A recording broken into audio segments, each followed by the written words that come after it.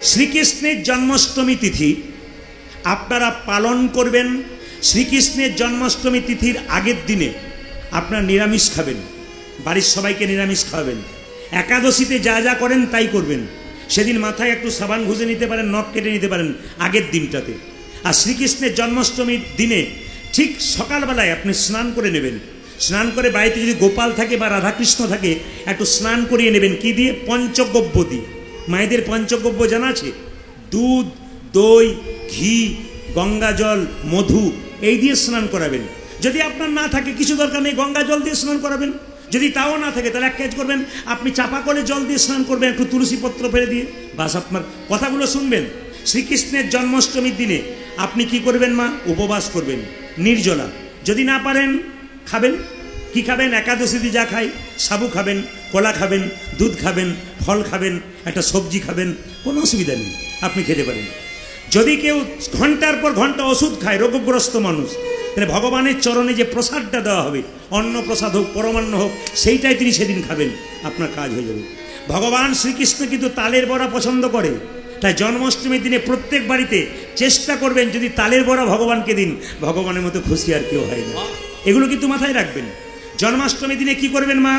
বাচ্চাদেরকে স্নান করাবেন, একটু ধুতি পরাবেন, নইলে পাতলুম পাজামি যেগুলো আছে আর কি, পাঞ্জাবি, সেগুলো পরাবেন, একটু ভক্তির জায়গায় আনবেন। প্রত্যেকটি বাচ্চার জন্মদিনে যেমন বাড়িতে আপনারা সেলিব্রেট করেন, আপনার বাচ্চাদের যেমন জন্মদিনে বাড়িতে উৎসব করেন, ভগবান শ্রীকৃষ্ণের জন্মদিনে প্রত্যেকটি হিন্দু সনাতন পরিবারের মানুষ আপনারা জন্মদিন পালন করুন। তবে হ্যাঁ, এমনি বাচ্চাদের জন্মদিন পালন করেন তখন কেক কাটেন আর মোমবাতি জ্বালেন, নি কি বলেন? হ্যাপি বার্থডে টু ইউ ফুস। না না, এটা নয়, এটা কোনো যুক্তি নেই, ওটা খ্রিস্টানরা করেছে, ওটা আমাদের নয়। ভগবানের চরণে সেদিন কি দেবেন? পরমান্ন দেবেন তুলসী পত্র দিয়ে, একটা ঘিয়ের প্রদীপ জ্বালিয়ে দেবেন, কৃষ্ণের অষ্টোত্তর শতনাম সেদিন একটু বলবেন, ভগবানের নাম করবেন, সারাদিন ভগবানের চিন্তা করবেন, দেখবেন কৃষ্ণ কৃপাময় আপনাকে কৃপা করবে। এই জন্য জন্মাষ্টমী সবাই পালন করুন, খুব আনন্দের সঙ্গে পালন করুন, আমি খুব খুশি হব। বলুন, শ্রীকৃষ্ণ জন্মাষ্টমী তিথি কি? শ্রীকৃষ্ণ জন্মাষ্টমী তিথি কি?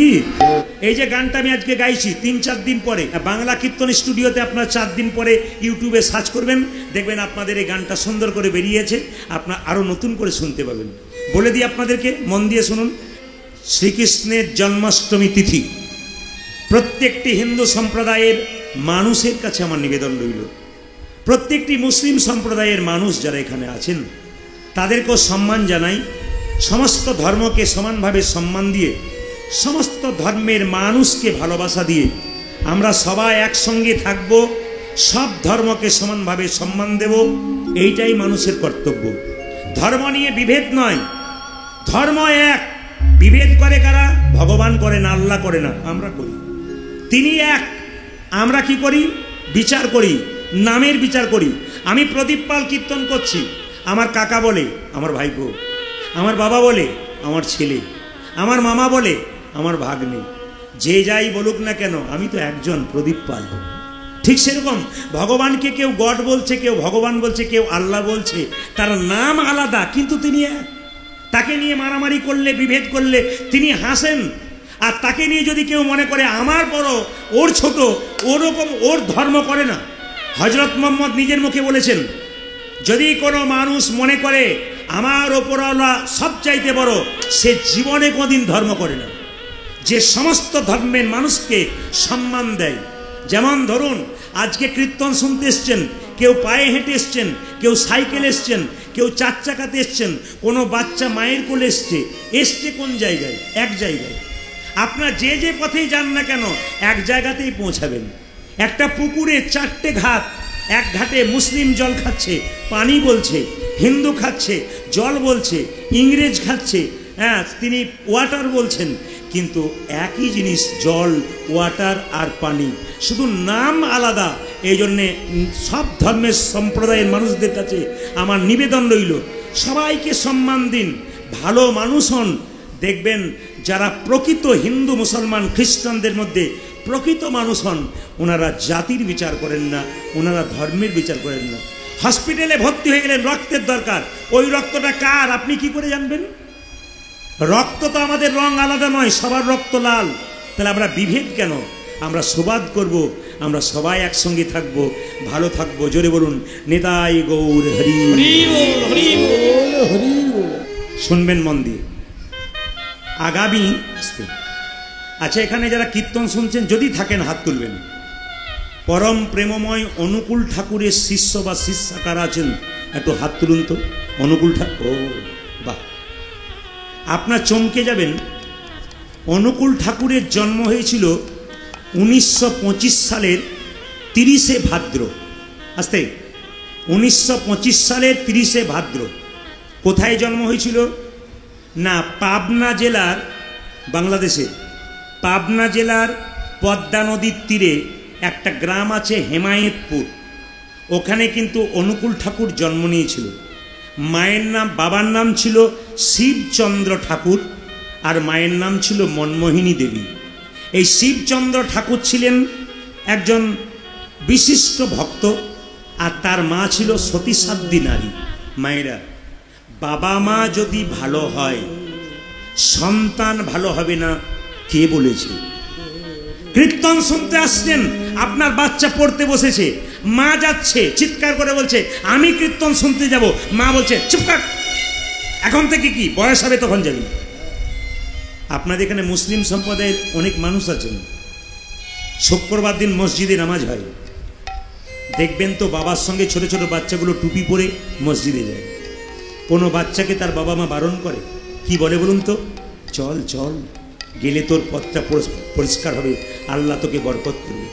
কিন্তু সব চাইতে লজ্জার ব্যাপার, আমাদের ছেলে মেয়েরা একটু কৃষ্ণ কীর্তন করলেই বাবা মা বলে এখন থেকে কেন, বয়স হবে তখন করবি, পাকামি করছিস নাকি? অনুকূল ঠাকুরের কাছে শিখে নিন। অনুকূল ঠাকুরের বাবা শিবচন্দ্র ঠাকুর। মায়েরা মন দিয়ে শুনুন, ছোটবেলা থেকে অনুকূল ঠাকুর খুব দয়ালু ছিল। নিজের পরীক্ষার ফিজের টাকা অন্য ছেলেকে দিয়ে দিত। ছোট ছোট ছেলেরা তাকে কেউ কেউ প্রভু বলতো, তাকে রাজা রাজা ভাই বলতো। অনুকূল ঠাকুরের বাবার ইচ্ছা ছিল আমার ছেলেকে একজন বড় মহাপুরুষ তৈরি করব। আর সত্যি তাই হয়েছিল। যদি মা মায়ের মতো হয়, বাবা বাবার মতো হয়, ছেলে মহাপুরুষ হয়। না না, সাধু হয়ে ঘর থেকে চলে যাবে আমি তা বলি নাই। আপনার ছেলে যদি মহাপুরুষ হয় তবে আপনার মতো গর্ব আর কার আছে? আপনার গর্বটি সুন্দর, আপনি সুন্দর সন্তানের জন্ম দিয়েছেন। শিবচন্দ্র ঠাকুর হঠাৎ করে অসুস্থ হয়ে গেলেন। অনুকূল ঠাকুর 2.5 কিলোমিটার দূরে বাজারে গিয়ে মুড়ি বিক্রি করে টাকা রোজগার করে তার বাবার চিকিৎসা করেছিলেন। ছোট থেকে বাবা মাকে খুব ভালোবাসত। এর থেকে আপনার প্রমাণ পেয়ে গেলেন পরম প্রেমময় অনুকূল ঠাকুরের কাছ থেকে। শিখে নিলেন যে ছোটবেলা থেকে যদি বাবা মাকে কেউ সম্মান দিতে পারে তবে সে জীবনে বড় হতে পারে। কেন? বাবা মায়ের আশীর্বাদ যে ছেলের ওপরে আছে, যে মেয়ের ওপরে আছে, সে বড় না হয়ে কোনোদিন থাকতে পারে না। এই জন্য জেনে নিন আপনারা মায়েরা, তার বাবা মায়ের ইচ্ছা ছিল আমাদের অনুকূল কি হবে, একজন চিকিৎসক হবে, গরিবদের চিকিৎসা করবে। তিনি কলকাতায় এলেন, মেডিকেল কলেজে তিনি ভর্তি হলেন। এবং সেই সময় এত অভাব যে খাবার জুটতো না, কলের জল খেয়ে দিন কাটাতো, গঙ্গার তীরে গিয়ে চুপচাপ ধ্যান করত। একদিন চিকিৎসক হয়ে গেলেন, কিন্তু চিকিৎসা করতে করতে অনুকূল ঠাকুর মনে মনে ভাবলেন শুধু দেহের চিকিৎসা করলে হবে না, মনের চিকিৎসা করতে হবে। মায়েরা, মন যদি কারো শান্ত থাকে, দেখবে অনেকে মনের রোগ থাকে, একটু হাতে ব্যথা হলে কি জানি কি হবে, কি জানি কি হবে, মনের রোগ হয়। এই জন্য ঠাকুর চিন্তা করলেন যে শুধু দেহের চিকিৎসা করলে হবে না, মনের চিকিৎসা করতে হবে। কেন? এর জন্য দীক্ষার প্রয়োজন, এই জন্য সৎসঙ্গের প্রয়োজন। এই জন্য তিনি সৎসঙ্গ করলেন। আপনার বিভিন্ন জায়গাতে, আপনার দেওঘরে দেখবেন সৎসঙ্গ আছে, বিভিন্ন জায়গায় সৎসঙ্গ আছে। আপনারা যারা অনুকূল ঠাকুরের ভক্ত আছেন, দীক্ষা নিয়েছেন, তারা পরম প্রেমময়ের কাছে শিখে নিন। অনুকূল ঠাকুরকে জিজ্ঞেস করেছিল ধর্ম কাকে বলে? অন্যে বাঁচায় নিজে থাকে, ধর্ম বলে জানিস তাকে। অন্যে বাঁচায় নিজে থাকে, ধর্ম বলে জানিস তাকে। তিনি বললেন শিক্ষা মুখে আছে কিন্তু ব্যবহারে নাই, এই শিক্ষার মুখে মারো ছাই। আপনি মুখে বলবেন এক আর কাজে করবেন এক, তা বললে হবে না। মহাপ্রভু শিখিয়ে দিয়ে গেলেন আপনি আচরি ধর্ম অপরে শেখায়, আপনি না আচরিলে অপরে শেখানো না যায়। আপনি নিজে করবেন না, আপনার বাচ্চা করবে কি করে? আপনি একটু ভগবানের মন্দিরে প্রণাম করবেন না, আপনার বাচ্চা করবে কি করে? আপনি টেলিভিশনে মুখ দিয়ে সিরিয়াল দেখবেন, আপনার বাচ্চা আপনার পেছন দেখবে। আপনি সকালবেলায় স্নান করে তুলসী গাছে জল দেবেন, আপনার বাচ্চাও দেখে দেখে আপনার পেছনে শিখবে। কেন বলুন তো? আপনি তো কান্ডারি শেখানোর জন্যে। ওই জন্য প্রত্যেকটা মানুষের দীক্ষার দরকার। জেনে নিন যারা দীক্ষা নিয়েছেন তারা ভালো, যারা নেন নাই থালা থালা আপেল করা মন্দিরে নিয়ে গেলে ভগবান গ্রহণ করে না। এই জন্য শুদ্ধ দেহ না হলে ভগবান গ্রহণ করে না। একটা প্রমাণ দিয়ে দিই, গুরু করবেন যাকে তাকে করবেন না। আমি বারবার বলবো, যাকে তাকে করবেন না। রামকৃষ্ণদেব বলল, শরীরে রোগ হয়েছে চিকিৎসা করাবে, কিন্তু ভালো ডাক্তারকে চিকিৎসা করাবে। রোগ ভালো না হলে ডাক্তার পরিবর্তন করবে। সেরকম গুরু যদি তোমার মনের মতো না হয়, সৎ না হয়, গুরুকে চেঞ্জ করা যায়, পরিবর্তন করা যায়। সৎ গুরু হলে চেঞ্জ করা যায় না, ভালো ডাক্তার হলে চেঞ্জ করা যায় না। সেরকম সৎ গুরু যদি হয় তাহলে চেঞ্জ করা যায় না। একটা প্রমাণ দিয়ে দিই আমি। আমাদের পাশের বাড়িতে একটা মেয়ে একজনের কাছে গুরু মন্ত্র নিয়েছে। গুরু বাবা এসছেন, মেয়েটি বলছে, বাবা বাবা একটু পাগুলো ধুয়ে দিলেন। এবার আমি একটু চাপা কল থেকে জল আনি, তুমি জল সেবা করো। গুরু বলছে, তোর হাতে জল খাবো না। বলে কেন? তোর এখনো ঠিক মতো সেবা টেবা হয় নাই, তুই এখনো শিখিস নাই। বলে মেয়েটি বলছে, আমি শুনেছি যে গুরু মন্ত্র নিয়ে নিলে দেহ শুদ্ধ হয়, গুরু সেবা করে, তা তুমি করবে না কেন? সঙ্গে সঙ্গে বলছে, তোর হাতে জল খাবো না বললাম তো। তোর মেয়েটি খুব চালাক, সে বলল, বাবা জল যদি আমার কাছে খাবেন না, তাহলে এক কাজ করুন না, দোকান থেকে মিনারেলস ওয়াটারের বোতল এনে দিই, খাবেন। বলছে কোনো অসুবিধা নাই। তোর মেয়েটি জিজ্ঞেস করছে, বাবা আমার হাত ধোয়া জল খেলেন না, পবিত্র জল খেলেন না, আর মিনারেলস ওয়াটারের যে জলটা খাচ্ছেন, এই বোতলে যে জলটা ভরেছে ওটা কোন জাতের লোক আপনি কি করে বুঝলেন? বিচার করবেন। এই মিনারেলস ওয়াটারের বোতলে যে জলটা ভরেছে সেটা কোন জাতের লোক আপনি কি করে বুঝবেন? যে ভরেছে সে পায়খানা কাপড়ে ভরে নেয়, আপনি কি করে বুঝবেন? যে জলটা ভরেছে তার হাতে বড় বড় নখ ছিল, ময়লা ছিল না, আপনি কি করে বুঝবেন? গুরু কুপকাত হয়ে গেছে। শেষে বলছে, খাবারের ব্যবস্থা কর, পেট ভরে খেয়ে যাবো। তাহলে এক কাজ করো। বলে কি? তোমার জন্য গ্যাস সিলিন্ডার এনে দিই। বলছে কোনো অসুবিধা নাই। যখন এই গ্যাস সিলিন্ডারটা এনেছে তখন মেয়েটি জিজ্ঞেস করছে, আচ্ছা বাবা এই যে গ্যাস সিলিন্ডারে আপনি রান্না করবেন, গতকাল এখানে মাছ মাংস রান্না করেন না, আপনি কি করে জানবেন? অত দরকার নেই, তাহলে মুড়ি এনে দে, মুড়ি খেয়ে আমি এখান থেকে চলে যাব। তখন মেয়েটি বলছে, তাতেও গন্ডগোল আছে। বলে কেন? মুড়ির কলে একবার গিয়ে দেখবেন, মুড়ি ভাজার সময় যারা মুড়ি ভাজে তারা পায়ে করে নিতাই গৌর হরিবল করে খাবে। গুরু কোপকাত হয়ে গেছে। না না, যেমন গুরু সেরকম শিক্ষা দেওয়া দরকার। সৎ গুরু যারা হয় তারা বিবেচনা করে না, গুরুমন্ত্র নিলে তার হাতে সেবা গ্রহণ করে। এই যে সবার কাছে নিবেদন রইল, গুরুমন্ত্র নেবেন। রামকৃষ্ণ পরমহংসদেব বলেছেন, এইদিকে তাকাবেন, কাঁচা গুরু আর পাকা গুরু। কাঁচা গুরুকে মন্ত্র দেবার আগে চুক্তি করে যে, হ্যাঁ আমার কাছে মন্ত্র নিবি, 500 টাকা এক বস্তা চাল, 2টো সোনার জিনিস দিবি তবে দেবো। আর পাকা গুরু কারা? মন্ত্র দেবার আগে চুক্তি করে না যারা। আপনার সেটা নিয়ে অনেকে প্রশ্ন করে, প্রদীপ বাবু পাকা গুরু কাকে বলে? আমি বলি নাই, ঠাকুর বললেন পাকা গুরু সে মন্ত্র দেবার আগে চুক্তি করে না। যে ঠাকুর আমি মন্ত্র নেব, নেই, দক্ষিণা কি দিবি? দক্ষিণা কি দেব? কিচ্ছু না, তোর ভক্তিটুকু আমার চরণ তোলে না। যিনি মন্ত্র দিয়ে প্রতি বছর আপনার বাড়িতে এসে আপনাকে পরীক্ষা করে দেখবে আমি যে মন্ত্র দিয়েছি ঠিক ঠিক ভজন করছি কিনা, এটাই হচ্ছে পাকা গুরু। কারা কারা মালা নিয়েছেন হাত তুলুন। আমি কিন্তু একবারও বলি নাই তুলসীর মালা বা সোনার মালা, বলেছি কারা কারা মালা পড়েছেন হাত তুলুন। আচ্ছা বেশ, কারা কারা তুলসীর মালা পড়েছেন হাত তুলুন। বেশ, খুব খুশি আমি আপনাদের জায়গাতে, হাত নামান। কারা কারা সোনার মালা পড়েছেন হাত তুলুন। বলে মাথা খারাপ, রাস্তা দিয়ে যাবো তখন নিতাই গুরু হরিবল করে দেবে। এইদিকে তুলসীর মালা যারা পড়েছেন তাদের জন্য বলে রাখি, যে যেখানে বসে আছেন, তুলসীর মালা পড়লে 3টে লাভ। ধীরে, তুলসীর মালা পড়লে 3টে লাভ। কি কি? প্রথম লাভ হচ্ছে, যারা তুলসীর মালা পড়ে তাদের মাথায় কোনোদিন বজ্রপাত হয় না। এতজন কীর্তন শুনতে এসছেন, হাত তুলে একজন দাঁড়িয়ে বলতে পারবেন যে তুলসীর মালা পড়েছে তাদের মাথায় বাজ পড়েছে? বাবা, এই যে বয়স্ক বাবার আমার বসে আছে, দেখুন প্রথম থেকে মালা নিয়েছে। আপনারা একটু লক্ষ্য করবেন, এমন এমন দেখেছেন যে তুলসীর মালা পরে মাথায় বাজ পড়েছে? বিজ্ঞান বলল যারা তুলসীর মালা গলায় নেয় তাদের মাথায় বাজ পড়ে না। যারা তুলসীর মালা গলায় নেয় সাপে কামড়ায় না, যদি কামড়ায় মৃত্যু হবার কোনো ভয় নাই, বিজ্ঞান বলছে। এইবার 2 নম্বর কথা জেনে নিন, সেকেন্ড যুক্তি কি?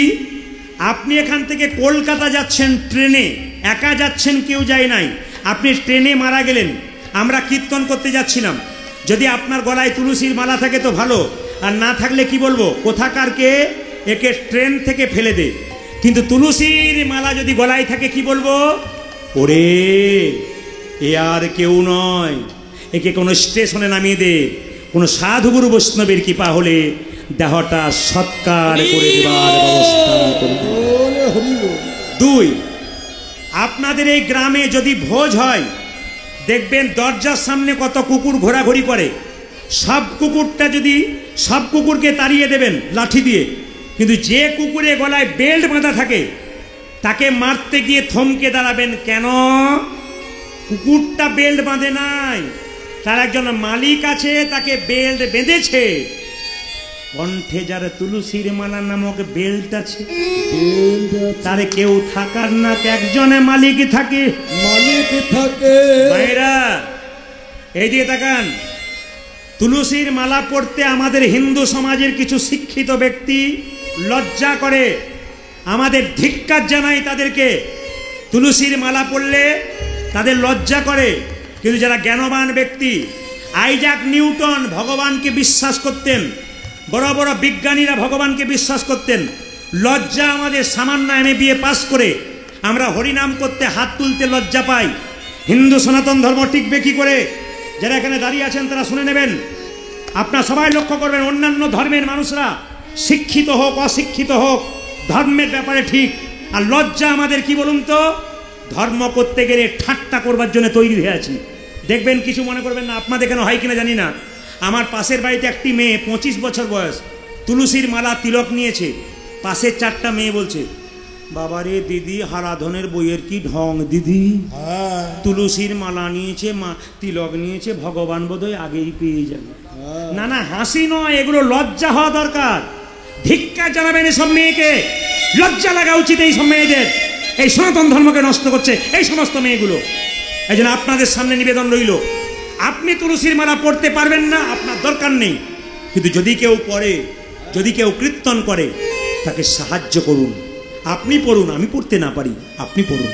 মায়েরা, ওই জন্য তুলসীর মালা তিলক নেবেন। এই যে তাকান, তিলক যারা নেন না, আস্তে, তিলক যারা নেন না, আমার কপালটার দিকে তাকান। আমি তিলক নিয়েছি, এ তিলক আপনাদের নেওয়ার দরকার নেই। আপনি একটা কাজ কাল থেকে করবেন, যা খাবেন খাবেন, স্নান করার পর, সবাই তাকিয়ে দেখে নিন আমার দিকে, স্নান করার পর মন্দিরে বসে হাতে জল নেবেন। সবাই তাকান, হাতে জল নেবেন, এই আঙ্গুলে করে আমি যেমন তিলক নিয়েছি, জল তিলক করে নেবেন, কেউ দেখতে পাবে না। আপনি জল তিলক করে নেবেন, কেউ দেখতে পাবে না। তিলক আপনার হয়ে গেল। শাস্ত্রে বিধান আছে, জল তিলক আপনি করতে পারেন। যদি মনে করে একটা ফোঁটা নেবো, দেখে ভক্ত মনে হবে, তাহলে এক কাজ করবেন, তুলসী গাছে যখন জল দেবেন মায়েরা, তুলসী গাছে যে নরম মাটিটা আছে, হরে কৃষ্ণ মহামন্ত্র বলে এই আঙ্গুলে করে আপনারা একটা ফোঁটা নিয়ে নেবেন। আপনার বাচ্চাকে দেবেন, আপনি নেবেন। আপনার বাচ্চার মঙ্গলের জন্য একটা কথা বলি, বাচ্চার মন কচি বাঁশের মতো, যেদিকে বাঁকাবেন, ডান নিতে নিতে শব্দ নয়, ডান দিতে দিতে শব্দ নয়, আমার দিকে তাকান। বাচ্চার মন কচি বাঁশের মতো, যেদিকে বাঁকাবেন সেদিকে বাঁকবে। বাঁশ মোটা হলে আর মানবে না। জেনে নিন, ছোট্ট বাচ্চা মেয়ে ছেলেকে জিজ্ঞেস করবেন, বাবা সকালে ঘুম থেকে উঠে মন্দিরে প্রণাম করো, দাদু ঠাকুমাকে প্রণাম করো, তোমার বাবাকে প্রণাম করো, আমাকে প্রণাম করো। ছোট থেকে যেমন শেখাবেন, আপনার বাচ্চা বড়তে সেরকম শিখবে। খুব মাথায় রাখবেন কথাগুলো। এই দিয়ে তাকাবেন। আবার চাণক্যদেব বলেছেন, বাচ্চার 5 বছর পর্যন্ত কোনো দোষ ধরবেন না, খেলবে, পড়বে, ভাঙবে। কিন্তু বাচ্চা যখন 15 থেকে 16 বছর বয়স হয়ে যাবে, শাসনের চোখে রাখবেন। 5 থেকে 15 পর্যন্ত আপনি শাসনের চোখে রাখবেন, নইলে ছেলে মেয়ে বিগড়ে যাবে। যখন ছেলে মেয়ের বয়স 16 পেরিয়ে যাবে, বাবা মায়ের কর্তব্য হবে পুত্র মিত্র বদাচরে, কি হিন্দু কি মুসলিম প্রত্যেকের জন্যে। একজন আমার মোবাইলে অন্তত নাই করে 100 জন মুসলিমের নাম্বার আছে, এবং প্রচুর মুসলিম মাস্টারমশাই শিক্ষিত ব্যক্তিরা আমাকে ফোন করে বলে, আপনার গান আমাদের ভালো লাগে, আপনার যুক্তি ভালো লাগে, আপনাকে সালাম জানাই, আপনি চালিয়ে যান। এই জন্য যারা মুসলিম সম্প্রদায়ের মানুষ হয়, অন্য সম্প্রদায়ের মানুষ হয়, ধর্মের বিচার করে না, ভালো কথাগুলো তারা শোনে। কেন বলুন তো? ভালো কথাগুলো ভালো মানুষ শোনে, তাদের জীবনে ব্যবহার করে। এই জন্য বলে রাখি, যারা তুলসীর মালা নিয়েছেন কিছু মনে করবেন না মায়েরা। তিলক করবেন তখন এই আঙ্গুলে করবেন। কেন? এই আঙ্গুলটার নাম বুড়ো আঙ্গুল, বৃদ্ধাঙ্গুষ্ঠী। এটার নাম কি ধরে বলুন? তর্জনী। এটার নাম কি? মধ্যমা। এটার নাম কি? অনামিকা। এটার নাম কি? কনিষ্ঠা। এই আঙ্গুলে করে কেন নেবেন তিলক? এই আঙ্গুলে করে যখন তুলসী পত্র দেবেন, এই আঙ্গুলে টাচ দেবেন। একটা বাতাসা গোবিন্দকে দেবেন, এই আঙ্গুলে টাচ দেবেন। কেন দেবেন বলুন তো? আসলে এই আঙ্গুল থেকে দেখবেন যারা গুরুমন্ত্র নিয়েছেন, এই আঙ্গুল থেকেই শুরু হয়। তাকিয়ে বলুন হ্যাঁ না না। গুরুমন্ত্র নেবার সময় এই আঙ্গুল থেকে শুরু হয়। এই আঙ্গুলটা ভগবান বিষ্ণুর আঙ্গুল। তুলসী পত্র দেবেন, টাচ থাকবে আঙুল। বাতাসা দেবেন, টাচ থাকবে আঙুল। ভগবানকে প্রণাম করবেন, টাচ থাকবে আঙুল। সবসময় এই আঙুলটার প্রতি একটু গুরুত্ব দিতে হবে, এটা ভগবানের আঙুল। তবে মালা নিয়ে কিন্তু কেউ আমিষ খেতে পাবেন না। মালা যদি কেউ নেন, তুলসীর মালা, আমিষ খেতে পাবেন না। একজন বলছে, দাদা এখন মালা নিলে সব খাওয়া যায়। বললাম কেন? এখন মালা সিস্টেম চেঞ্জ। বলে বুঝতে পারলাম না। এখন প্যাঁচ সিস্টেম মালা, তার মানে খোলাও যায়, পরাও যায়। রাত্রিবেলায় বিয়ে বাড়িতে নিমন্ত্রণ, প্যাঁচ খুলে দিলাম, আবার সকালবেলায় স্নান করে প্যাঁচ লাগিয়ে দিলাম। মালা যদি একবার পরেন, খোলার নিয়ম নয়। মায়েরা, যদি কোনোদিন মনে হয় আপনি মালা নেবেন, কোনো বৈষ্ণবকে ডেকে নিয়ে নেবেন। যদি কোনো বৈষ্ণব না পান, ভগবানের চরণে মালাটাকে দিয়ে আপনি সেই মালা পরবেন। মালা পরার নিয়ম, সঠিক নিয়ম 3 প্যাঁচ। যদি 3 প্যাঁচ কেউ না করতে পারে, 2 প্যাঁচ। 1 প্যাঁচ মালা কিন্তু পরা চলবে না। এই যে আমরা 2 নিয়েছি, আপনি 3টা সর্বশ্রেষ্ঠ। 3 না নিলে 2টো নেবেন, কিন্তু 1 কেউ মালা নেবেন না, 1 প্যাঁচ কেউ নেবেন না। সবার কাছে নিবেদন রইল 5টা মিনিট। 5টা মিনিট আপনারা কারোর সঙ্গে কোনো কথা বলবেন না। শুধু আপনাদের বোঝাতে চাই, কীর্তন শুনতে এসছেন, শুনে কোনো লাভ হবে না যদি সমাজে কিছু পরিবর্তন না করতে পারেন। মেয়েকে মেয়ের মতো পোশাক দিন, ছেলেকে ছেলের মতো পোশাক দিন। আপনার বাচ্চা শুধুমাত্র কীর্তন শুনলে হবে না, সমাজটাকে নষ্ট করবেন না, সমাজটাকে ভালো করুন। আমার কীর্তনের প্রথম উদ্দেশ্য হচ্ছে শুধু কীর্তন নয়, বাড়ির বৃদ্ধ বৃদ্ধাদের আগে সম্মান দিন। যদি সম্মান না দিন, কীর্তন শুনে আপনার কোনো লাভ হবে না। সব করবেন, আসল জায়গায় ফাঁক থেকে যাবে আপনার। যে যেখানে বসে আছেন, দূরে কাছে অনেক দাদা ভাইরা বসে আছেন, রুমাল তোয়ালে নিয়েছেন, আমি খুশি হলাম। যাদের নাই তারা মাথায় হাতটা দিয়ে একবার করজোরে বসবেন। আমার কথাগুলো বিচার করবেন, আস্তে কথাগুলো বিচার করবেন। আপনার ছোট্ট বাচ্চা মেয়েটাকে দোকানে নিয়ে গেলেন দুর্গাপুজোর সময়। মেয়ে বলল, বাবা খাটো পোশাক কিনে দাও।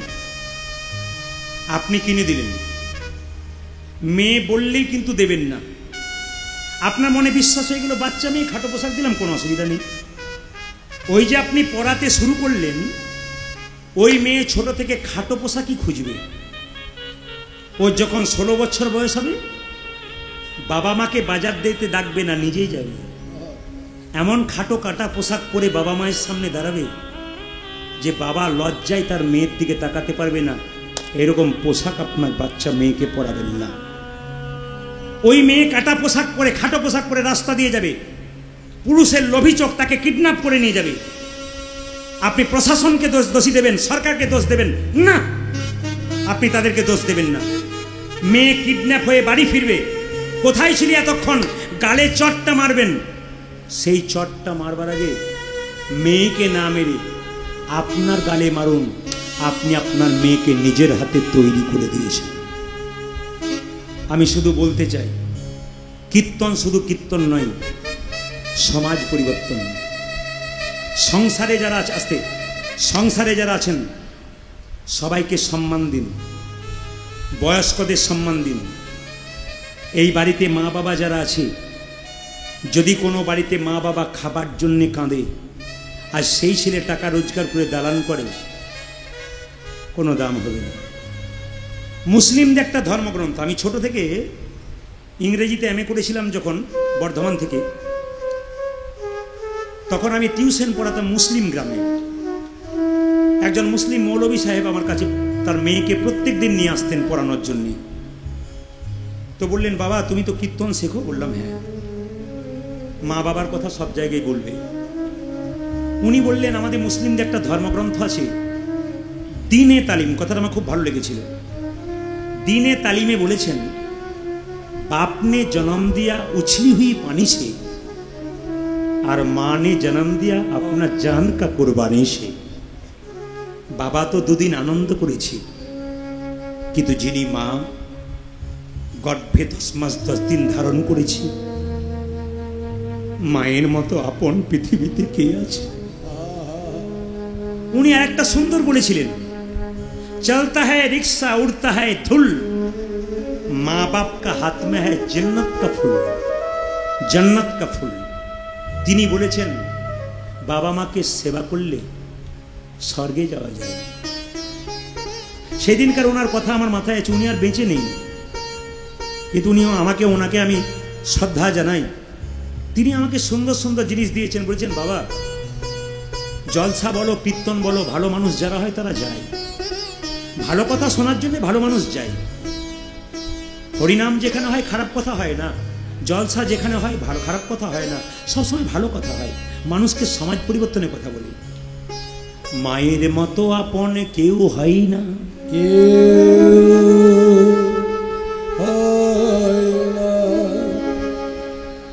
বাবার মতো আপন কেউ হয় না।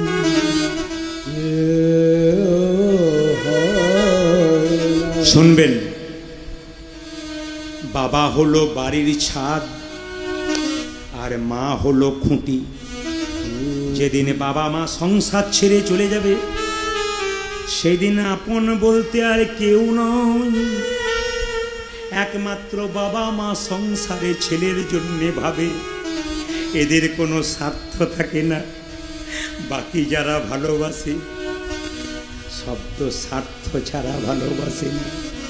এদিকে তাকাবেন মায়েরা, একজন মা রান্না করছি, সব ছেলেকে খাবার দিল, সবাই পেট ভরে খেয়ে চলে গেল।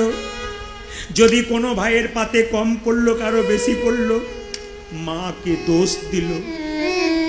কিন্তু মা যখন খেলো কোনো ছেলে একবার তাকায় না তুমি পেলে কি না পেলে। মা খেতে পায় না তবু কোনোদিন বলে না খোকা রে তোরা খেয়ে গেলি আমায় দিলি না, আমায় দিলি না। মায়ের মতো আপন এ পৃথিবীতে কেউ হয় না, মায়ের মতো আপন কেউ হয় না। রাত্রি 12টার সময় বাড়ি যাবেন অনেক দূরে, বাড়ির সবাই ঘুমাবে, কিন্তু বাবা মা যদি বেঁচে থাকে দরজা খুলবে আর বেরোবে। এরই নাম হলো মা বাবা, এরই নাম হলো মা। এইদিকে একটা মায়ের পেটে একটা বাচ্চার 10 মাস 10 দিন জায়গা, সেই ছেলে বড় হয়ে বহরমপুরে ফ্ল্যাট কিনলে আত্মীয় স্বজনের সবার জায়গা হয়, বাবা মায়ের জায়গা হয়। বাবা মায়ের জায়গা কীর্তন শুনে কোনো লাভ হবে না। যদি মা বাবাকে ভালো না বাসো কৃষ্ণ তোমাকে কোনোদিনই কৃপা করবে না। দুর্গা পুজোর সময় অষ্টমীর দিনে উপবাস করে মা দুর্গাকে পুষ্পাঞ্জলি দিতে যাচ্ছ, মা যেন বলতে চাইছে মাটির প্রতিমা পুজিস রে তুই, আগে ঘরের বাবা মাকে পুজবি। মাটির প্রতিমাকে নাড়ু খাওয়াবি, সে তো খাবে না, কিন্তু জীবন্ত দেবী দেবী দুটো মা বাবা ঘরে বসে আছে, এদের সম্মান দিতে না পারলে জীবনে তোমার কোনোদিন লাভ হবে। মেয়েরা কোন দিন বাপের বাড়ি যায় না জানেন? যেদিন থেকে বাবা মা মারা যায় অনেকে মেয়েকে জিজ্ঞেস করে দি তুমি বাপের বাড়ি যাবে না? মেয়েটি কেঁদে কেঁদে বলে দাদা গো যার কাছে যেতাম সে আর বেঁচে নেই, আর আমি বাপের বাড়ি যাব না। এই দিয়ে তাকাবেন, বাড়িতে থেকে কোনো দাদা ভাই বাজারে যাচ্ছেন, স্ত্রী বলছে শুনছো আমার জন্য একটা শাড়ি এনো, মেয়ে বলছে বাবা মোবাইল ফোন এনো, ছেলে বলছে হাত ঘড়ি এনো। একজন দরজায় কাপড় দিয়ে গলায় কাপড় দিয়ে ছেলেকে বলছে খোকারে সাবধানে যাস আর সময় মতো খাবার খেয়ে দিস, আর সময় মতো খাবার খেয়ে যার কথা ভাবলেন না সে আপনার জন্য ভেবে বসে আছে, তিনি হলেন বাবা মা। বাবা মায়ের মতো আপন পৃথিবীতে কেউ হয় না। আর পৃথিবীতে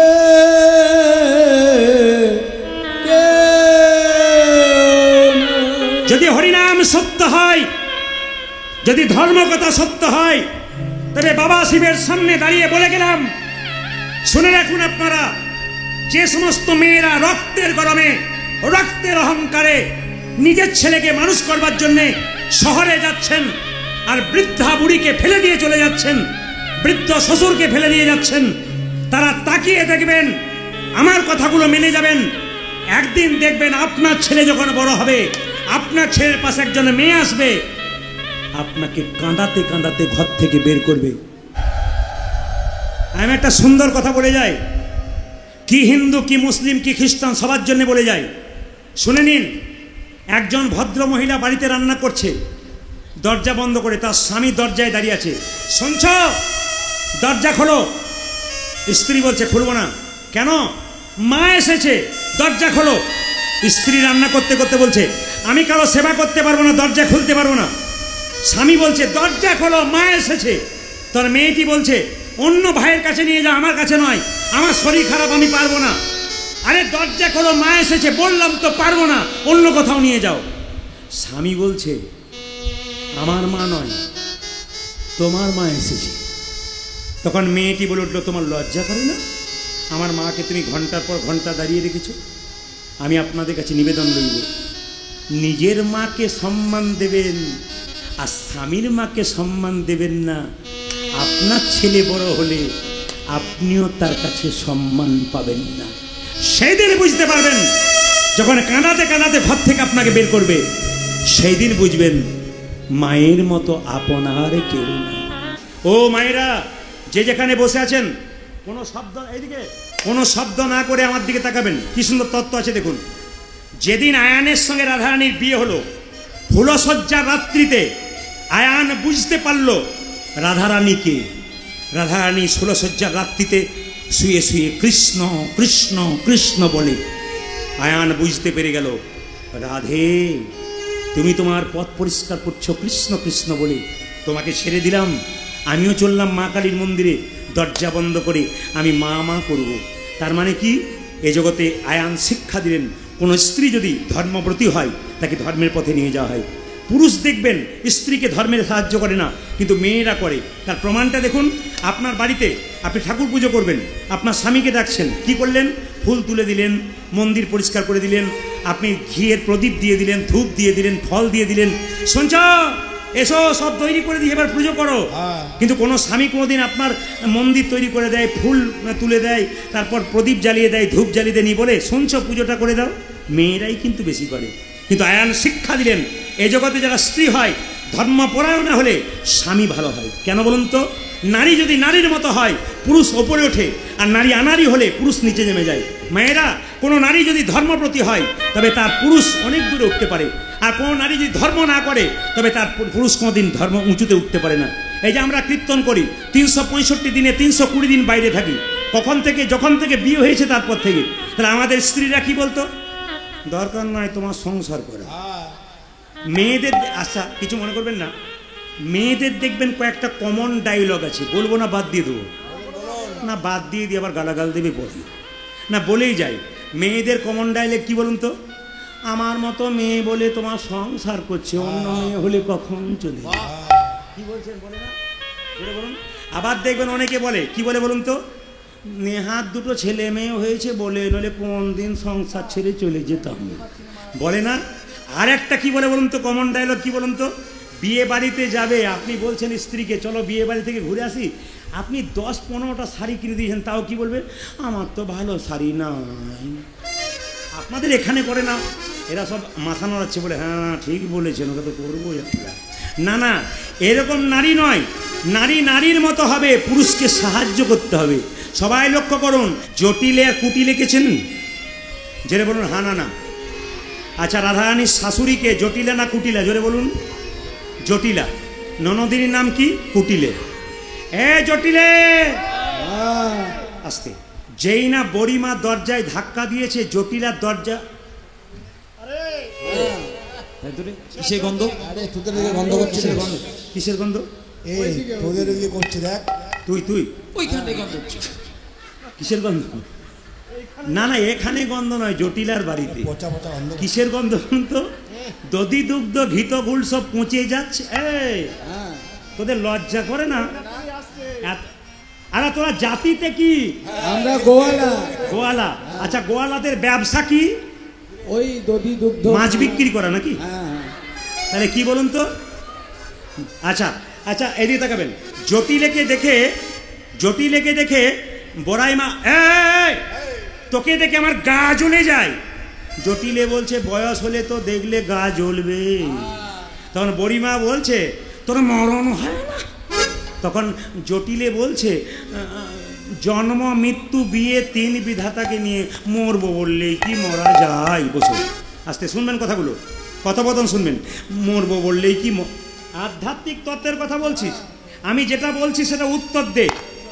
এই যে রাজার মেয়েকে বউ করে এনেছিস ভাঙা ঘরে রাখবো বলে, রাজার মেয়েকে বউ করে এনেছিস ভাঙা ঘরে রাখবো বলে? না না। সঙ্গে সঙ্গে জটিলে বলছে, কি করব বড়িমা, পয়সা নাই। সঙ্গে সঙ্গে জটিলে বড়িমা বোঝাচ্ছে, দেখুন, বাণিজ্যে বসতে লক্ষ্মী তদর্ধ কৃষি করবাণী। তার মানে কি? বাণিজ্য করলে লক্ষ্মী পাওয়া যায় ব্যবসা করলে, আর কৃষিকর্ম করলে তার অর্ধেক পাওয়া যায়। তা তোরা ব্যবসা করতে পারিস না? এত দধি দুগ্ধ ঘিতগুল পচে পচে যাচ্ছে, তোরা ব্যবসা করতে পারিস না? কে যাবে আমাদের হাটে? এদিকে দেখান। মানে বড়িমা চালাকি করে রাধারানীকে নিয়ে যাবে, এই জন্য এসেছে। কিন্তু জটিলে মাথা গলাচ্ছে না, বলছে আমাদের কে যাবে? তখন সঙ্গে সঙ্গে বড়িমা বলছে, তুই যাবি। তখন সঙ্গে সঙ্গে জটিলা বলছে, বয়স হয়েছে, রাস্তা দিয়ে যাব, হাত পা ভেঙে যাবে, কে করবি আমার? বলছে, এক কাজ কর, তোর দুটো ছেলে আছে তাদেরকে দে। বলে, কে কে? একটি মায়েরা, রাধারানীর স্বামীর নাম কি? আয়ান। আর রাধারানীর দেবরের নাম কি? দুর্মুখ। রাধারানীরা দু বোন ছিল মায়েরা। হ্যাঁ, রাধারানীর দু বোন ছিল। রাধারানীর সঙ্গে বিয়ে হয়েছিল কার? আয়ানের। আর তার বোনের বিয়ে হয়েছিল কার সঙ্গে? দুর্মুখের সঙ্গে। বলছে, এরা হাটে যেতে পারে না? মায়েরা সেরকম। সঙ্গে সঙ্গে বলছে, আসলে হাটে যেতে পারে, কিন্তু ছোট ছেলেরা চাষবাস নিয়ে থাকে, আর বড়টা আয়ানটা শুধু মা মা করে। মায়ের মন্দিরে গিয়ে মা মা মা মা ছাড়া আর কিছু জানে না। সবাই লক্ষ্য করুন। বড়িমা বলছে, তাহলে এক কাজ কর, তোর মেয়েকে পাঠিয়ে দে কুটিলেকে। সঙ্গে সঙ্গে বড়িমা বলছে, না না, কুটিলা হতে হবে না, কুটিলা হতে হবে না। কেন কেন? সে যে খুঁটি নাটি কুটিলা হতে ভালোবাসি, কুটিলা হতে হবে না। কুটি নাটি ভালো জানে, কুটিলা হতে হবে না।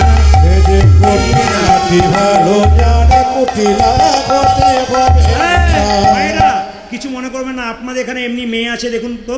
কুটিলার সনগুণ, কাটা ঘায়ে যেন নুন। মন দিয়ে শুনে নেবে তোমরা, মায়েরাও শুনে নাও। কি বলছে? কুটিলার কেমন গুণ আছে? কুটিলার সনগুণ, কাটা ঘায়ে যেন নুন।